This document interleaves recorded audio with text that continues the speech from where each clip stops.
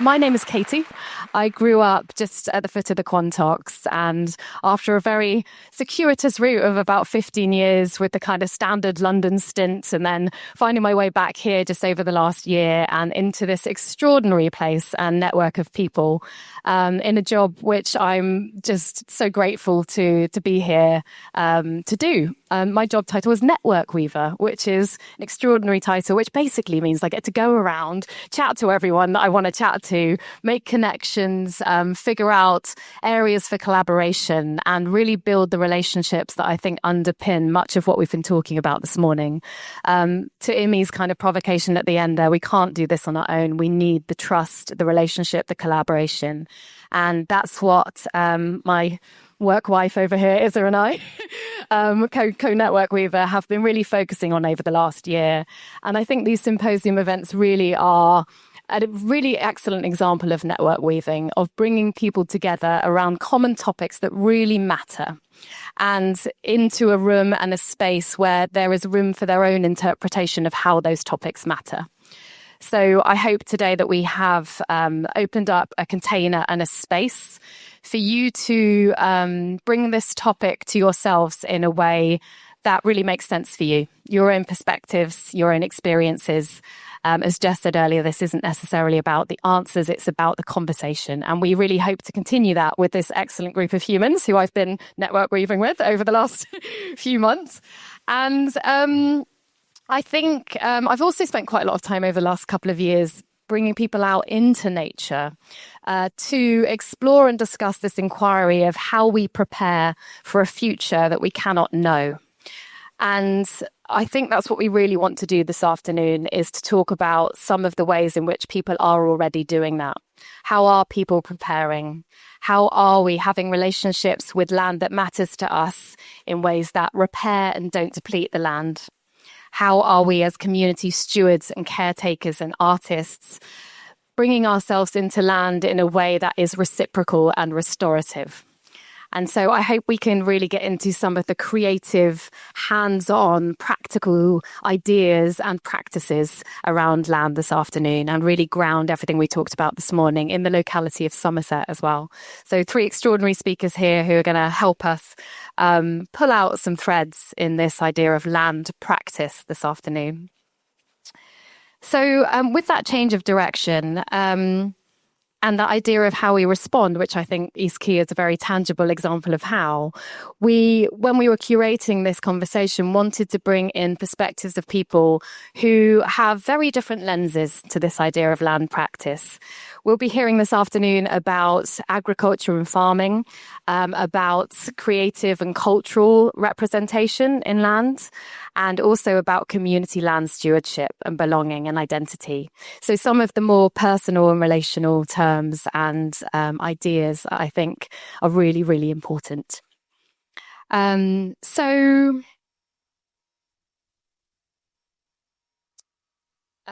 think we just want to call out, and I'm sure this isn't a conversation that is unique just to Onion, but quite often we feel it can be so overwhelming to think about the converging crisis and the complexity of everything that we are dealing with at the moment. And quite often that can weight you down to the point that you don't know what to do.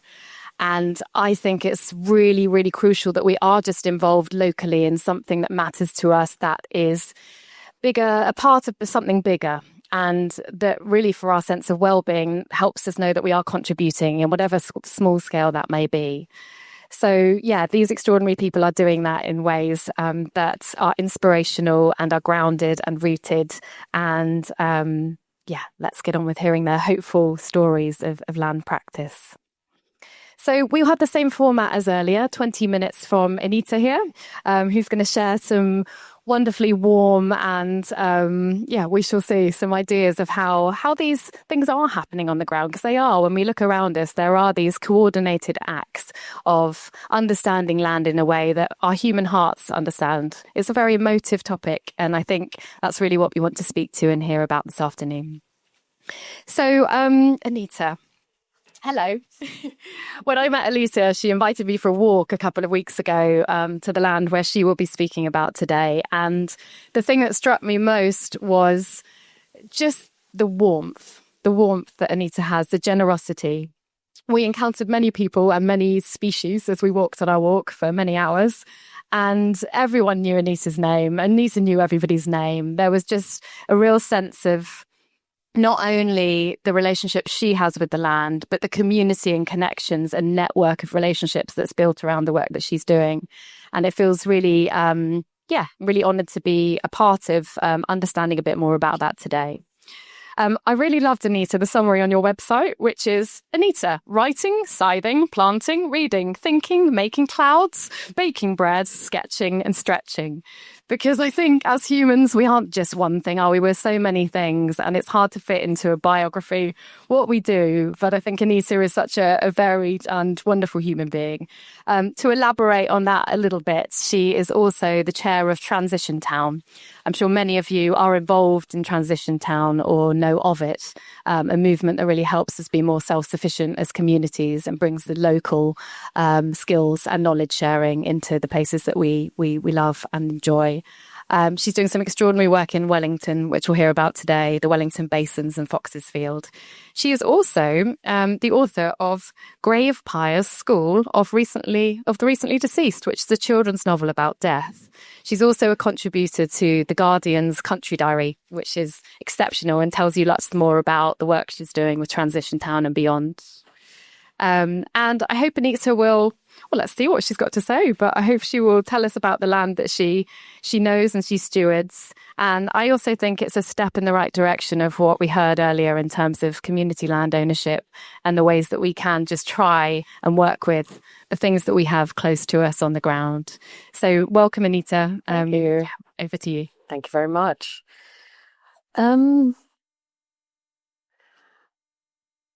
Hello, everyone. I thought I'd kick off the afternoon session with a bit of an experiment, actually. It's a bit of a thought experiment. I've never done this, but you seem like you might be up for that.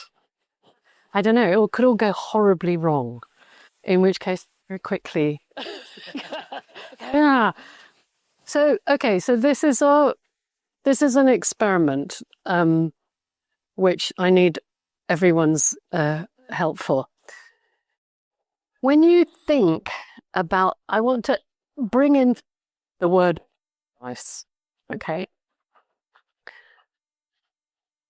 And I want to do an experiment whereby we all close our eyes, and behind our closed eyelids, we imagine paradise. What that means to you can be very different from anyone else, but your own personal paradise, right? So with your permission, lovely people, can we just do this and see how it goes? Yeah? Okay. So if you just close your eyes, unless you're finishing your milk bottle, in which case you can keep them semi-open, and just think, okay, I'm in paradise. How does that feel on your skin?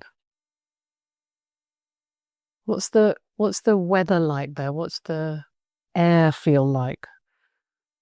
What can you smell? What can you hear? What's the quality of light that's coming down to you? Where are you? What can you see?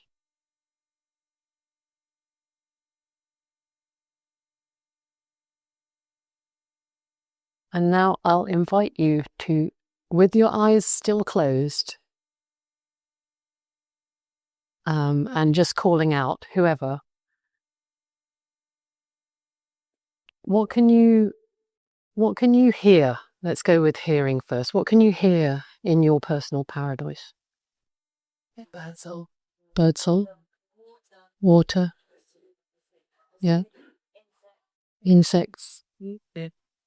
Okay. Trees. Breeze. What sort of light is coming down to you? Dappled. Okay. Expansive. Expansive. Nice. Warm. Can you taste anything? What's in your mouth or in your nose? What's all of the smells and the tastes like? Blossom, cherry picking, green, verdant. Okay. Fresh. Salt spray. Lovely. Okay. Come back.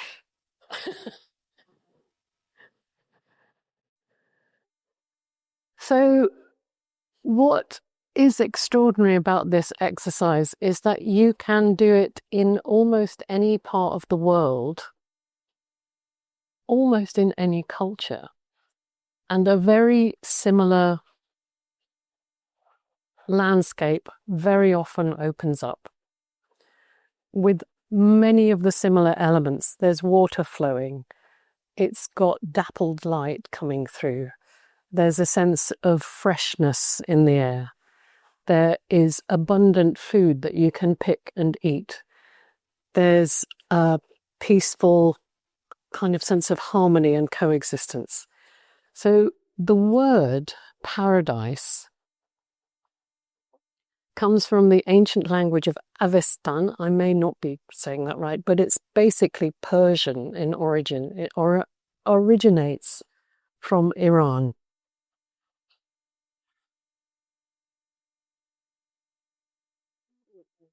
Right? And the etymology of that word, it actually means walled garden. Para is the same root that you get from sort of perimeter, it means around, and daisy means built. In the word paradise is an evocation of something heavenly, divine, super good, which are of humans cultivating something. A landscape. There's something about that idea which I find really fascinating and really hopeful. Because that we heard, we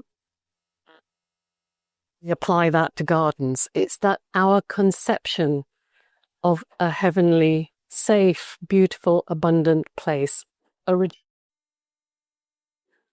humans doing something with nature to make even more beautiful, right? There's this idea in paradise, in the word paradise, that there's a space for human action in the natural world, which kind of elevates both of those things in a way into the supernatural or the divine and the superhuman or more than human. And the other thing, and reason I wanted to also start with that, is that if you look at the elements of what you've all, or many of you, maybe not all, many of us think of that's evoked in the word paradise, you can say, aha, that's a forest garden. So now okay, so I'm coming down from the heavens to Wellington, which is, I want to now talk a little bit about the forest garden that our community has created in Wellington.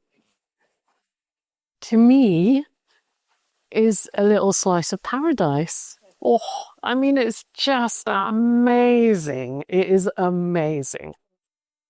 The story of how a little field on the edge of Wellington next to, I don't know if anyone knows, but Tonedale Mill, big ramshackle 4-litre mill, right next to that, there is a field which we call Fox's Field, after the Fox family who owned the mill and did cloth and is the reason why Wellington is there at all as a town, actually.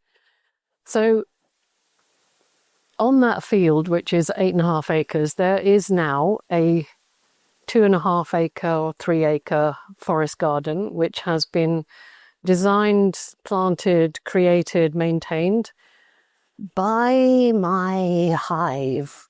Okay, like I love the way I can introduce it. It's like I did all this and then I did that, and then I'm basically here because I'm a better trumpeter than other people. I trumpet really well.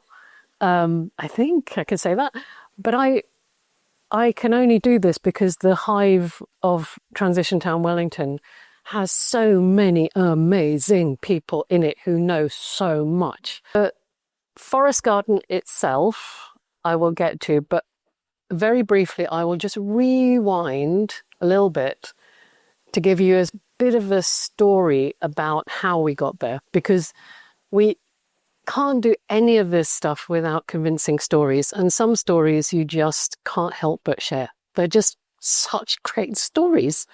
So my own story is I grew up in the UK. I'm half Indian and half English, and I moved to Delhi in 1995 for a year or two. That turned into 20. I was there in the middle of the most air-polluted city on the planet, one of the most densely populated places on Earth, with more cars in Delhi than in Calcutta, Bombay, and Bangalore put together. It was car heaven, however, not paradise. For me, anyway. And I found myself at a point in my life when I was coming up to 50 years old, when I was realizing something was very much awry with the little bit of myself which was not being watered. And I really wanted to nurture that thing, and I didn't really know what it was. But when we were doing that sharey thing this morning about like what piece of land that you connected with, I thought, well, maybe I could talk about Fox's Field and blah, blah, blah. But I actually ended up talking about meditating in Delhi, and almost like in a slightly desperate way, imagining a place of safety and abundance and peace and calm. And there was a flowering cherry and there was a stream running by. And basically it was just like the most cliched, quintessential, ridiculously English thing you could possibly imagine. I mean, the Archers were actually on the radio for it. And I was sitting there in the middle of Delhi going, oh, that'd be really nice. I took you there. And then once I got back and I moved back to England, I found myself going for a walk one day, and there was a river flowing by and there was a flowering cherry, and I was like, again, how? Like I seem to have just manifested the most English, ridiculous, like none of my Indian friends will believe this. They'll just go, yeah, you're making it up. In fact, when I brought them to Wellington, they said, we think that there is when they do your passport control-y thing, they implant something into your retina which projects sheep and thatched cottages, daffodils and lambs and stuff, and it's all controlled by people, because all of this is just totally ridiculously pretty. It's too pretty. I really wanted to do something to reconnect myself to the land, but also to do something for the land itself. I also, at that point, my son was 12. The only messaging that he seemed and his friends were getting, and that I was getting, frankly, was, you're a human, you screwed up. There is literally no way for you to be on this planet without it literally being bad for the planet. Your species, it would just be better if it was not here. There's a joke of Earth and Venus comes by like on this massive cycle, and then once every 8,000 million, they come close enough to be in hailing distance of each other. And Venus says to Earth, "God, you looking a bit ropey." He says, "Oh, God, humans." And as Venus goes away, she calls back, "Hey, it's all right, it'll pass." So So there was this thing of like, how do you be a human without actively damaging the world that you're living on? And I kind of rushed into the arms of Transition Town Wellington, which at that point was a very nascent small group of people who met doggedly, depressedly every month in a church hall going, God, bloody hell, this is odd. And they did that for years. They did that for years before I got there. And but that kind of persistence showing up laid the foundations for what it currently is, which is from that very small group of very depressed, rather beleaguered people showing up doggedly. It has grown over the last, since 2008 it was founded. I came back to live in the UK in 2015.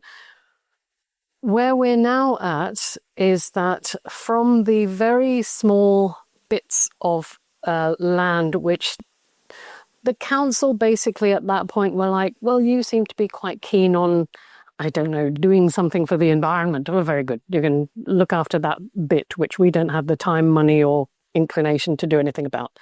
So, oh, thank you very much. We'll plant some herbs there. We'll talk to the neighbours. We'll see what they're, oh, maybe a cherry tree. Oh, that seems to be going quite well. What about that bit over there? Oh, okay. We can maybe do something with that bit over there. Talk to the neighbours, see what they want. Blah, blah, blah.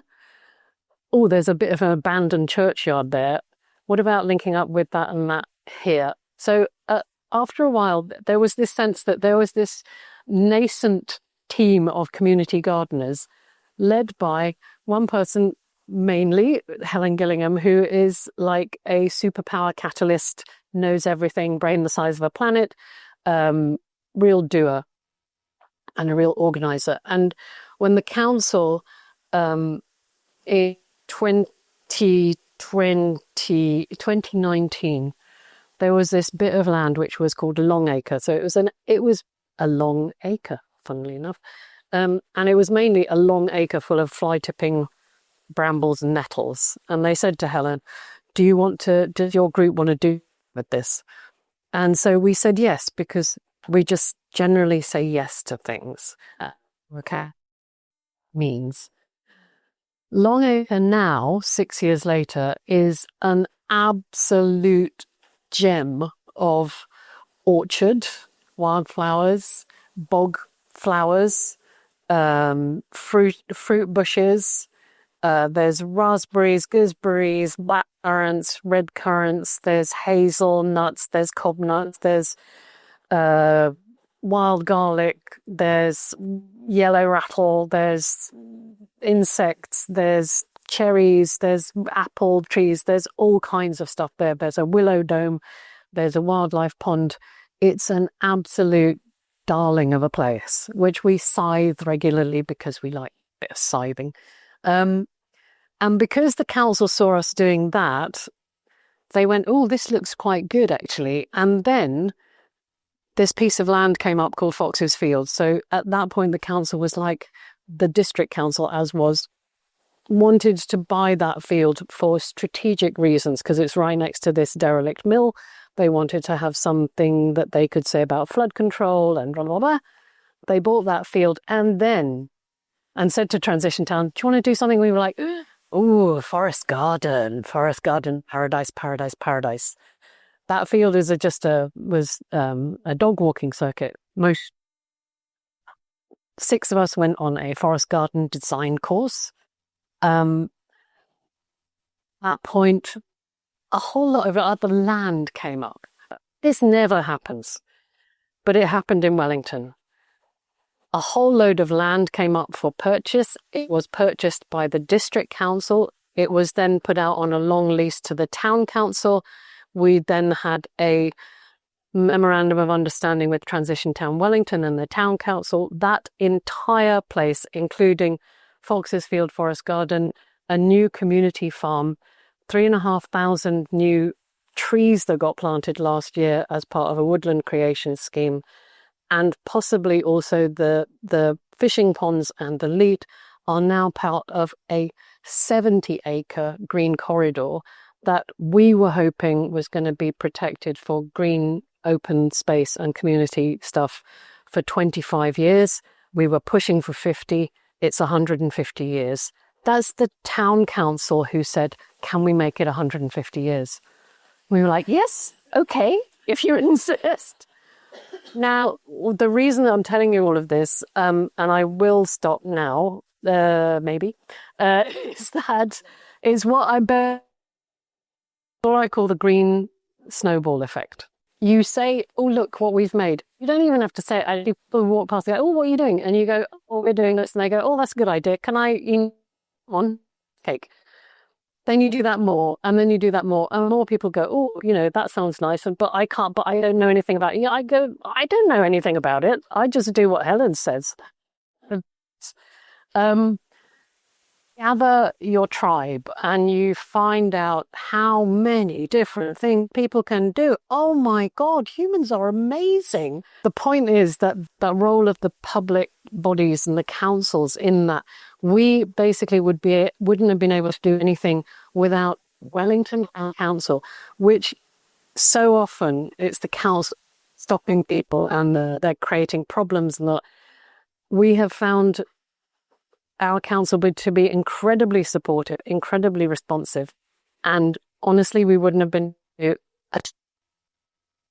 to say, and that they are us. They are made up of councillors who are us. So, yeah, I will stop there. There are lots now. And I'd encourage you to go to the website and have a look at that. But, that'll do to be getting on with. Thank you.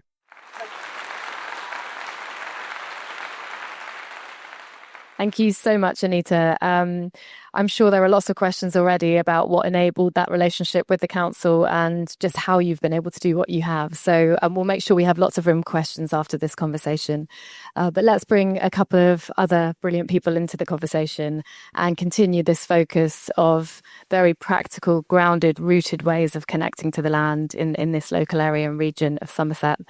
So Kate, let's come to Kate. So brilliant Kate Hughes, who I'm lucky enough to call a neighbour. I live at Nettlecombe, so I can pootle down the hill and enjoy all the wonderful community events and incredible restorative work Kate is doing on the land at Wood Advent Farm. Kate and her family took over Wood Advent in 2001, and I think very quite quickly realised that for that land to survive, there would have to be quite a radical overhaul of the way it was being managed, and have transformed that land from what was a conventionally managed mixed landscape farm to now a regenerative, organic, incredibly nourished, beautiful landscape. It's really astounding what you've done there with you and your family together, and it's a pleasure to have you down the road. So thank you firstly for all you've been doing. I've been so taken by Kate's commitment to her land and her professionalism and her dedication. I might kind of expose you here and say that you were awake at 2:15 this morning on the land to be able to come here and speak to us. And that commitment is really something to behold. So thank you for being here and being able to around all your commitments at the farm.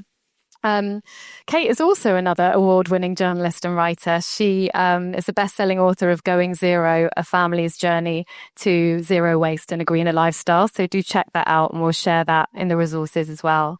And she's also the chair of Sustainable Food Somerset. So really looking forward to hearing more about what that relationship's been like for you and the impact on your family perhaps as well at Wood Advent. Welcome, Kate. And then Daniel, we have Daniel here with us. Daniel is a queer artist, curator and filmmaker. Daniel grew up in Mells and now lives between Somerset and Berlin, and his interdisciplinary practice takes him to places like Hornerwood and Yeovil wetlands to take people into nature. He explores queer wildness, belonging and identity through his project Wild England, and he leads a member-led collective, which is what he's here under the banner of today, called the Queer Nature Club Southwest, and he organises nature-based walks, workshops and events for the LGBTQIA+ community.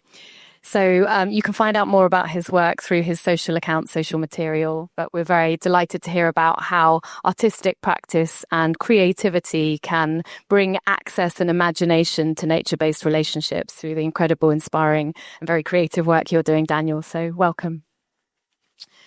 So, Anita, thanks for taking us to paradise. That was delightful. Wish we could have stayed there. I guess we are in some ways. And maybe the first thing to do is to just offer Kate and Daniel a chance to say a bit more about their relationship to land, what that means, what is your practice on the land, and if there was anything that was prompted by Anita's introduction there, please speak to that, and I'll let you respond to each other a bit. And I hope it's a nice, personal, fluid conversation. I've got tons. Hello, everyone. I'm Daniel. Hi. I've got tons of notes from this morning as well, and I'm going to slightly throw shade on the concept behind the whole thing, gently, but by I was thinking earlier about this term land, and actually, to me, the term land kind of maybe lands in a slightly different way to others, and land to me speaks about ownership, and it speaks about agricultural labor, and it speaks about a kind of a territory in a way. And I actually looked up the etymology of the word land, and it goes back to a German word which relates to territory. So it also relates to nation building.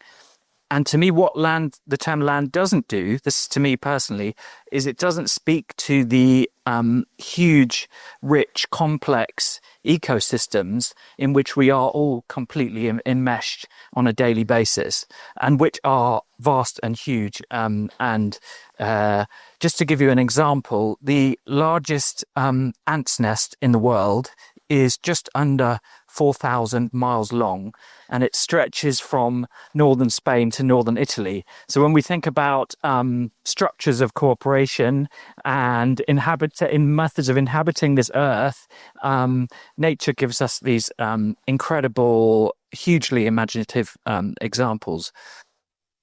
So the stepping stone from that. So it's a great seminar. Thank you so much for inviting me. But I thought it's an interesting way in to talk about ecology, and to talk about something called queer ecology, which is a term you may or may not be familiar with. It's been around for a while, is gaining more and more traction, thankfully. Often when I'm introducing this work, what I do is I ask people, are you interested in gay animals? And usually the response is humor, kind of maybe confusion. Often people know one or two. People in farming often have observed gay animal behavior, very often. And then I go on to talk about how actually the natural world, in terms of a method of reproduction, one man, one woman raising children which are genetically their own, monogamous, that is the significant minority in terms of the natural world. The natural world does not reproduce in heteronormative ways. The natural world reproduces in a multitude of different ways. Cloning, there are 80% of plants are hermaphrodite, right? So they contain what is both male and female parts. There are multiple species of animals, mammals, birds, which have been observed, like hundreds of species, which have been observed to exhibit same-sex sexual behavior, same sexes raising young, and not as a tiny minority, a one-off, but as a consistent component of that population. And then there's all of the incredible ways that fungi and organisms multiply, fish that change sex, trees that change sex. So when we think about our rigid binaries of male and female in our current social conception, that is a tiny minority. So that's introduction to queer ecology. And then Queer Nature Club Southwest is a collective based across mostly Devon and Somerset, but we're growing. So we're a LGBTQ-led collective. And we use the term queer to signify that broad community, LGBTQIA+. And I'm going to borrow a term that someone asking a question mentioned earlier. We are kind of a social infrastructure of care in a way. So we run, we offer learning and unlearning because a lot of queer ecology is actually about unlearning some of these principles which underlie our scientific understanding of the world. Activism and working with nature reserves to improve and increase their approaches to access. So we're also intersectional, which means that we are not just LGBTQ focused. We also think about neurodiversity, disability, other forms of oppression and exclusion, which are present within our society, and we collectively design our activities to be as fully inclusive as possible. And then we work with nature reserves and parks and other hosts to explore how they can also be fully accessible. And then we also build community as a community ourselves. And the LGBTQ community in rural Somerset and Devon is relatively small, but across a larger area, we're actually quite significant. And thinking about mobilizing as a large community across a large area, we start to have greater power than we might do on a smaller scale. I grew up here. My experience growing up in Somerset was in the shadow of HIV/AIDS and a lot of stigma and negative press and shame around gay sexual behaviours, around that identity. There was also Section 28, which I don't know if any of you are familiar with that legislation, which was illegal to talk about homosexuality in schools. So I grew up in this time, and I was a young naturalist, can identify with many of those experiences of other people that have talked.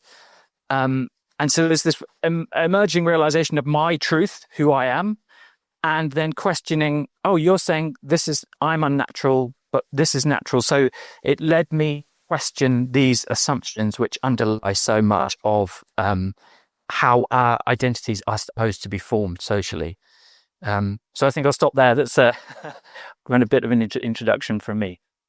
Yay for diversity is what I say.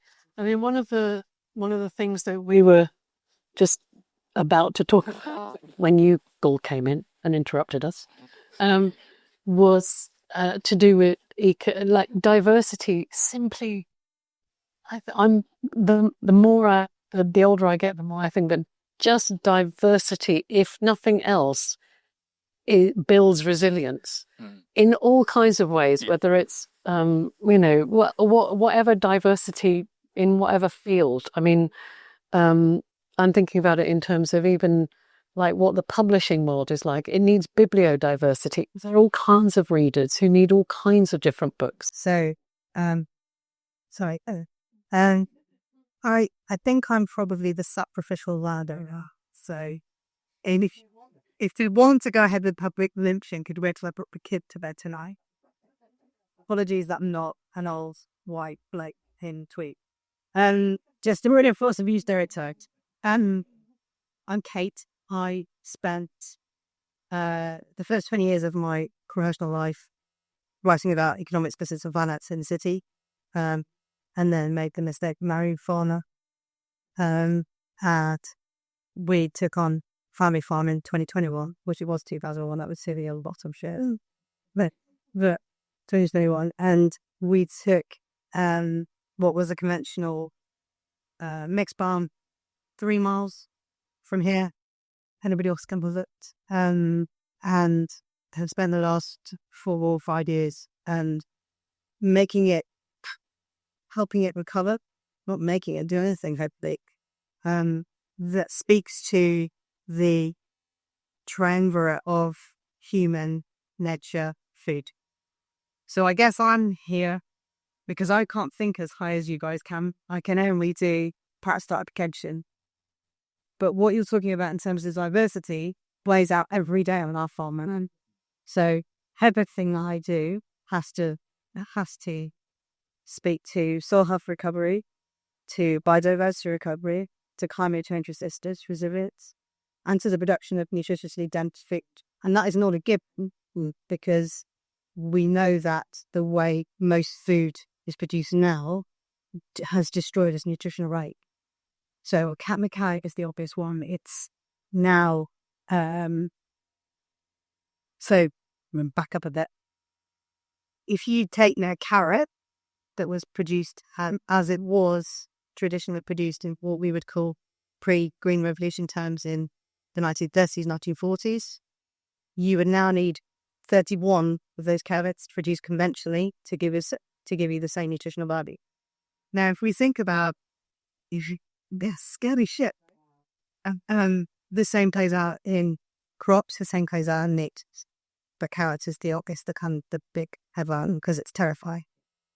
But to speak to the point you guys were so good in making, if we can recover the diversity in our soils, it can recover the diversity in what we're producing and what we're sending out of the farm galleys, we are starting to recover some of that resilience. So yes is what I'm saying, and that plays out fundamentally at every level, from soil up in my life and in the life of my thought. Yeah, and not only in terms of the health of the soil, in terms of the nutrition and the biome that we're creating in there, by the way that you're managing that, but that in itself stores carbon, and it is that carbon sponge is just incredibly necessary dealing with flooding, with extreme rainfall, all of the things that we're going to be seeing more and more. So messy and remembering were the two words that I wrote down from this morning's quite terrifying talk from the position of a landowner. As I say, I did want to run away, but hopefully it's a safe space. We, as somebody who abstractly apparently owns land, though that farm owns me for sure. I'm very serious and I'm very positive about that. I am a servant to that land and always will be. And that is incredibly grounding, literally, but also incredibly grounding psychologically with the shit show that's going on out there. So messy is fundamental to what we're doing up the hill.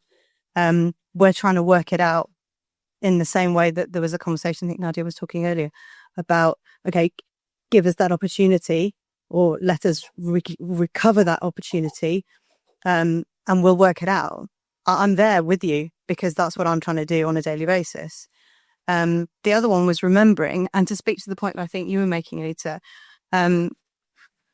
the way farming, the way food production happens now is actually a kind of a 60-year experiment, failed experiment, that has moved us as food producers away from what we knew in the 1930s, 1940s, right up until the 1960s, the Green Revolution. That was the purposeful disruption of that generational knowledge, whether you owned it or not, frankly.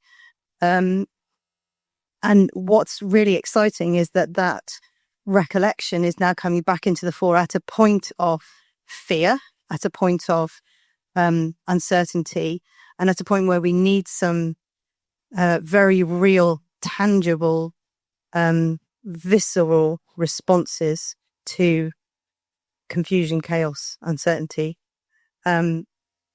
So what I seem to spend a lot of my time doing is walking around the farm going, right, what's they used to do here? And how do I get back to that? And for me, we talk a lot about community. This morning, it was very much about the urban focused community, and I get why. But if I don't have a community that is built around that space, I am dead in the water. And that's also financial. There was a conversation this morning which I found really, really interesting. That this idea that we get a lot of money to put all the nature back into the farm. I work for half the minimum wage. I have no subsidy now from the government because the government's decided that all farmers are Jeremy Clarkson or James Dyson. I'm neither of those. I'm too short for starters. I would love actually to talk about the idea of authority within the landscape that I care for and that cares for me and cares for my 2 kids. In light of that care for and respect for real food and how we access that as a community. So for me, social justice, dietary justice, and climatic justice are one and the same thing, and they play out every day. Absolutely. And Kate, I just want to say, I mean, all of the stuff that we're doing in terms of community gardening in Transition Town really grows out of the sustainable food group. It's about it's not just about restoring the landscape so that it's beautiful or that it's even wildlife rich. It's actually demonstrating or showcasing a way in which you can grow delicious food without destroying the natural world. And that's something that we need to urgently relearn, because it's so often put as a binary, utterly binaries, right? So either you grow food or you have space for wildlife. Either you have humans or you have nature. I'm constantly having this fight with my dad, who just goes, yeah, but what about people? And I go, yeah, but you can't, we're all part of the same thing. We have to find a way of using our own land, our back gardens, as wildlife corridors. Otherwise, the wildlife's not going to have anywhere to move through. It's just like really simple. Put a fucking swift brick at the least in your bloody roof. Make holes for hedgehogs. Think about how other creatures are moving through what we see as our landscape, our cities, our towns. Otherwise, you have this ridiculous, idiotic, evil system where you have this idea propagated. There's a place for humans, and then there's somewhere called the countryside, right? Which is where all the nature happens. It's not. It's where all the farming gets rid of the nature. Most of it. Mostly. Except that regenerative farming and forest gardens or agroforestry, where people are actually looking at ways of producing, ways of restoring the soil, restoring the landscape, really, so that it is a viable ecosystem. Because people sort of go, oh, well, regenerative farming is an option, or forest gardening is an option. As opposed to what? Like, we've got 40 years of soil there? Not even. Not even. This has not worked. It's a massive failed social, economic, and health experiment. It's just a terrible idea. I don't know if people realise, Anita, but there's that amazing data that you probably know far better than I do, that if we could somehow wave a magic wand and get to a place where 50% of the world's farming land could be done regeneratively, we would solve the climate crisis overnight. Yes. Because we would sequester so much carbon, apart from all the biodiversity gain. That is a terrifying and hugely hopeful statistic. And I'm delighted to say that if, I can understand how, in terms of response to landscape in this building, you could feel like you're kind of clinging to the edge of a harbour, and everybody back there is some shitty, sizable landowner who is just trying to destroy everything and keep all the wealth to themselves. Hi, please come and see me, because I am not that person. And there are so many of us up in these hills who are not those people. So I did want to run away after listening to this morning, but actually, if we can get away from the idea of this binary position, can I offer myself as an ally on the other side, if there is another side? Yeah. I would love to have that job. Sure.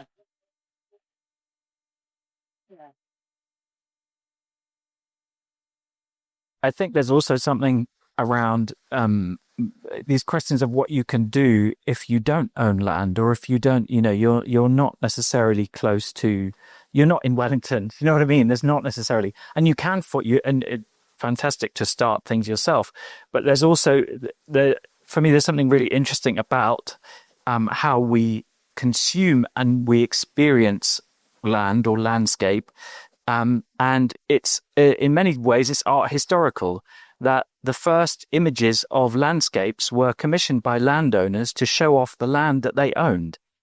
And often the landscapes that we see and understand as being landscapes have been shaped by human hands to in certain image of romantic idea of what the countryside should look like. So we even the term landscape comes from that tradition, and pre-modern and in many other parts of the world where people, that concept of landscape is completely different, right? And people understand themselves to be living enmeshed within multiple relationships. So I think that anything we can do to reconnect with those ideas on a daily basis, and that can be as much about understanding the microbiome in your own body and how we are inhabited by multiple species, which are also very queer because they're exchanging genetic matter with each other. They're reproducing in multiple ways. Please don't start injecting disinfectant. Camp suggested, if that sounds scary to you, but they all are all completely harmonious and essential to our life. So I think there's something about this imaginative work. And for me, that imaginative work is also necessary to be thinking about access and community within that imaginative work. Because it can be very easy to imagine my idea of paradise, and then I want to put that onto the world. But actually, there needs to be a collective activity to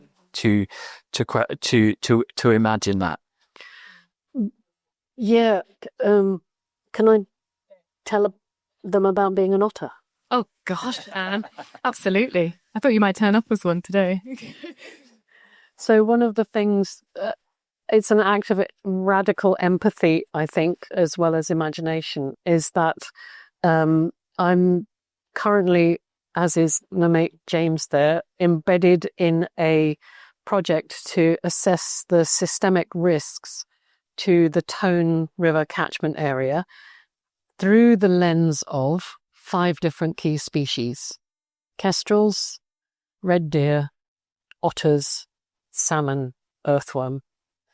Now, what's exciting about this approach is it's the first time that I've come across any serious funded authoritative piece of genuine research, which is asking humans to basically be human proxies and to go out and experience the natural world as though they were a different species, as far as possible. And given the limitations of our own senses, we learn about the kind of sensory world that a salmon might experience or that a kestrel might experience, and we then look at the landscape that we're moving through as far as possible, again, within our own limitations, pretending to be an otter.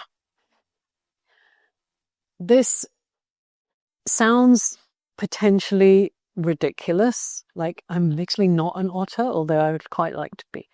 But what is happening, at least I don't know about James, or anyone else who's tried to imagine what it would be like to be a bat or a hedgehog or a swift or an earthworm.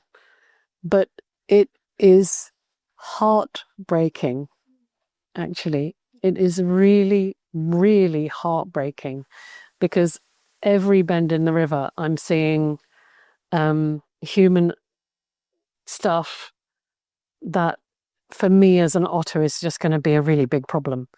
And there's dogs coming down to the water, splashing around, having a great time. And I'm thinking, shit, as an otter, that is a really big problem. There is the water quality. There is the roads. There's the river levels going up and down. If we genuinely radically sidestep our habitual understanding of landscape, or nature by really trying to experience what a barn owl might experience. What are the opportunities and what are the frictions? And they like using the word friction. Where are the frictions? Where are the conflicts? Where are the possible risks in that landscape? You start to look at everything through a radically different lens.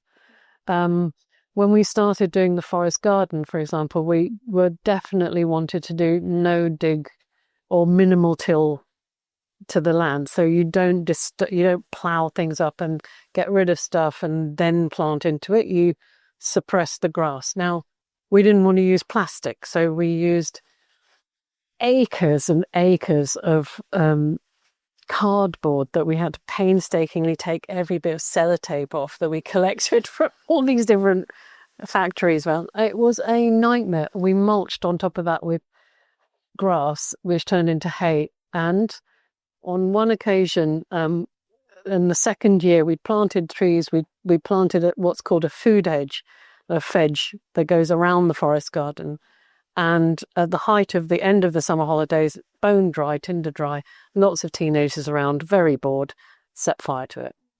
So then we had a situation where there was, we had to get two fire engines to put out the fire. That everyone who'd been involved in the forest garden project rushed to the site with blankets, with buckets, with children and dogs and everything, and tried to contain this. And we sat there as a team having, there were at that point also wildfires raging across Europe, in America, all sorts. And we were having our mini version here. And we were sat there I was in tears.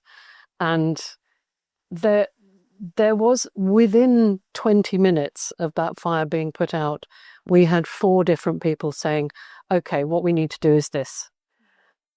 We decided collectively we will have to use black plastic rather than cardboard, but we can roll up, reuse, roll up, reuse, roll up, reuse. And we're working patch by patch by patch.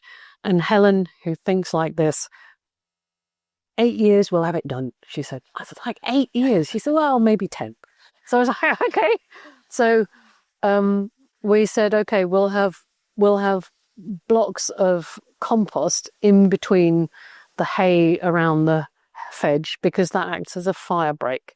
We'll have fire points and an ICB tank, which is a bit unsightly, so we'll build a weevil willow thing around it. We'll have a neighbourhood campaign that everyone who's out walking their dogs knows that there's a number they can call if they see that there's something wrong with the forest garden.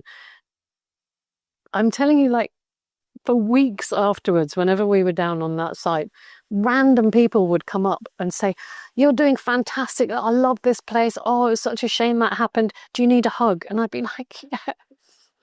And it built a sense of solidarity, community, because when you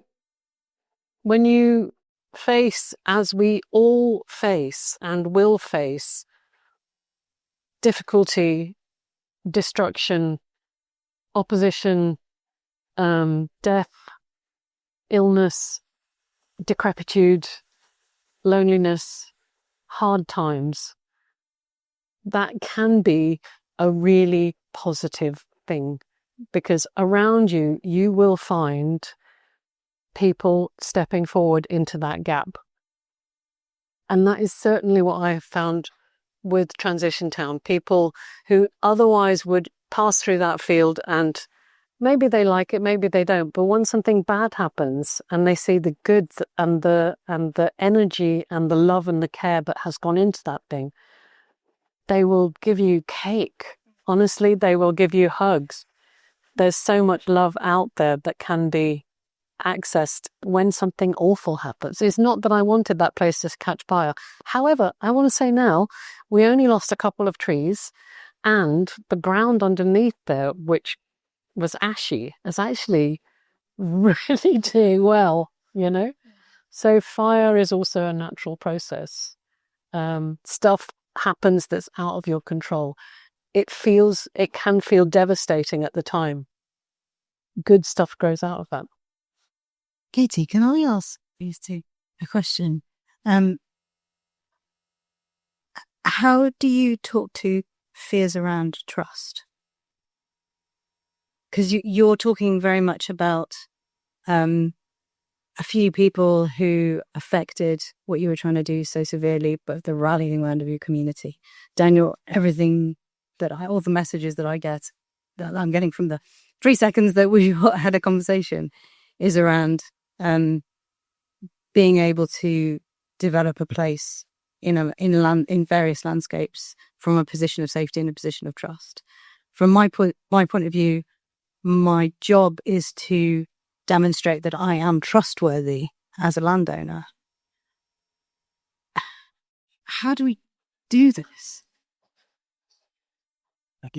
From our point of view, I think it's a continual journey, and it requires continual dialogue.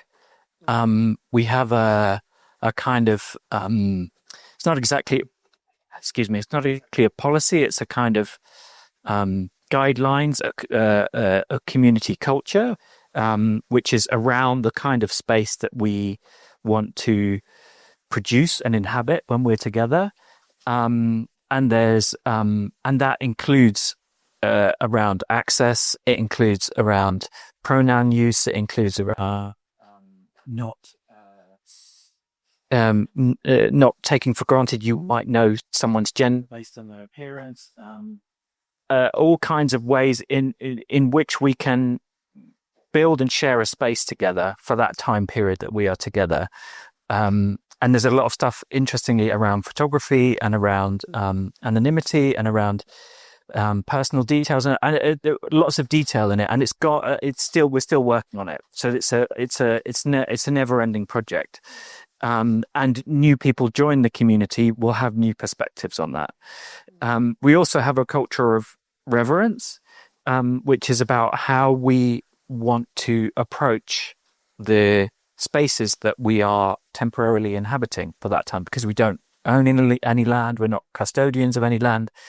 And the cultural reverence is really about, we want to inhabit that space. It's not about a kind of like, wow, this is nature, it's so much bigger and more extraordinary than us. It's about how we inhabit it with respect as living beings ourselves. And similar to what you're talking about, the community is incredibly skilled.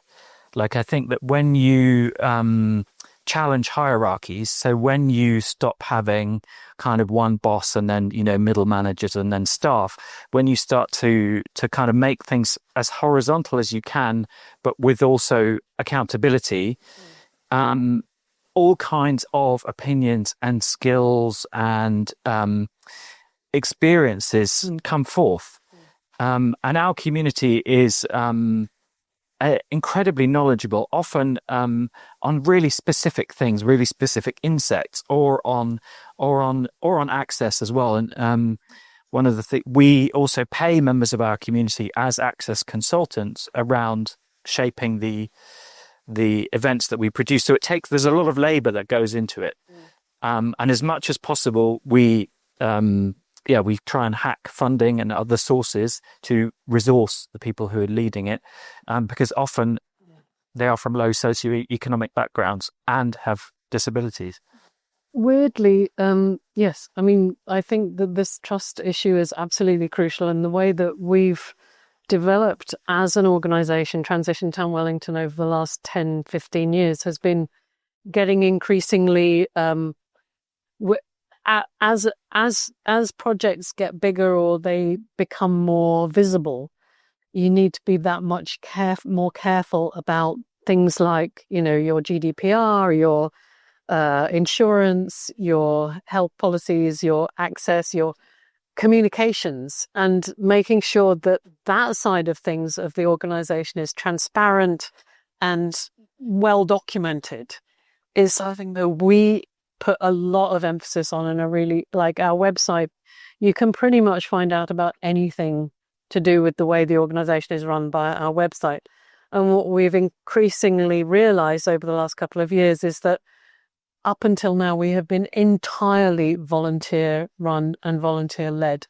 And we get grants because we apply for them and we build on what we've done before. But we're now at a point where we're applying to become a registered charity, partly because then you can apply for funding which will pay certain people and in running the organization. And it's not that I'd always in my head seen that as kind of like, oh, it's now starting to become a corporation. You know, it's going to be different and that.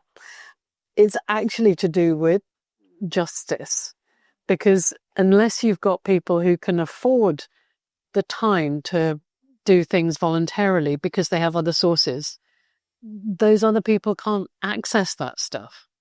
So it's to do with the sustainability of the organization itself, because otherwise we are all going to get burnt out and we're all going to need to earn money in other ways that we can't then devote to the work that we actually love and that we believe in, that's necessary.